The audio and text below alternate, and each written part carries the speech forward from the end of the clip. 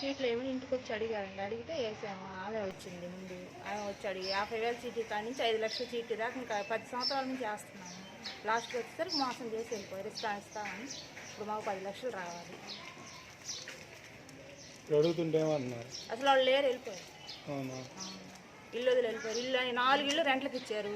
ఆ రెంట్లో అడిగితే ఫోన్ చేస్తే ఫోన్ నెంబర్లు అన్నీ కట్ చేశారు. వాళ్ళని అడిగితే మాకు తెలియదు, పోలీసు వాళ్ళకి ఫోన్ చేస్తామంటున్నారు. ఇంట్లో ఉన్న వాళ్ళు కూడా బెదిరిస్తున్నారు. అది మాకు నా పేరు తిరుపతమ్మ. మేము కూరగాయల వ్యాపారం చేసేవాళ్ళని. ఆయన కాడ నరసింహరావు అంచమ్మ ఆయన కాడ మేము చీట్లు వేసి డబ్బులు వడ్డీకి దాపెట్టాం. మా ఆయనకి ఫంగల్ ఇన్ఫెక్షన్ వచ్చింది. ఆయన ఆపరేషన్కి డబ్బులు అడిగితే తర్వాత ఇస్తాను, రిటైర్డ్ అయితే ఇస్తాము, మా పొలం అమ్మితే ఇస్తాము, అయ్యి అమ్మితే ఇస్తామని అంత అబద్ధాలు చెప్పి మోసం చేశాడు సార్ మమ్మల్ని. ఇప్పుడు మా ఆయన మామూలుగా బాగలేక అడగను, ఇంతవరకు ఆయన అడగల, నేనే వెళ్తాను అడగటానికి. రేపమ్మా నీకెందుకమ్మా మీకు గలబా చేయవాకండి, ఎల్లుండి ఇస్తాను, రేపు ఇస్తానని చెప్పి అంత అబద్ధాలు చెప్పి మోసం చేసి వెళ్ళిపోయింది సార్ మమ్మల్ని. మీకు ఎన్ని లక్షలు? మాకు 9 లక్షలు రావాలి సార్. 5 లక్షల చీటీ డబ్బులు పాడి వాళ్ళే తీసుకున్నారు. 4 లక్షలు క్యాష్ రావాలి మాకు.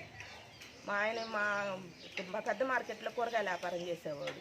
₹1.5 వడ్డీకే, 5 రూపాయలు 10 రూపాయలు కూడా కాదు, ₹1.5 వడ్డీకే తీసుకున్నాడు. ఇంటికి వచ్చి డబ్బులు తీసుకెళ్ళేవాడు. కరెక్ట్గా ఇంటికి వచ్చి ప్రతి నెల 40,000 ఇంటికి వచ్చి డబ్బులు తీసుకెళ్ళేవాడు. నేను అడుగుతుంటే నీకెందుకమ్మా, ఇస్తానమ్మా, రిటైర్డ్ అయిన డబ్బులు ఇస్తానమ్మా, చీంకొర్తులో పొలం అమ్మి ఇస్తానమ్మా, ఇక్కడ ఫ్లాట్లు అమ్మి ఇస్తానమ్మా అని అన్ని అబద్ధాలు చెప్పి ఉన్నట్టుండి మోసం చేసి ఆమె కూడా అత్తకి అబద్ధం చెప్పింది. తిరుగుతమ్మా నువ్వు బాధపడవాకు, సీన్ని మేము మోసం చేయము, మా ఆయనకి షుగర్ బీపీ అన్నీ ఉన్నాయి. మా ఆయన మోసం చేసి మమ్మల్ని నిలువున ముంచిపోయారు. 3 పిల్లలు ఇద్దరు. వాళ్ళ కొడుకు కూడా మా దగ్గర చాలాసార్లు డబ్బులు తీసుకెళ్ళాడు, చీటీ డబ్బులు వచ్చి, పెద్ద పిల్లాడు వచ్చి. మరిన్ని అప్డేట్స్ కోసం చూస్తూనే ఉండండి AP10 న్యూస్.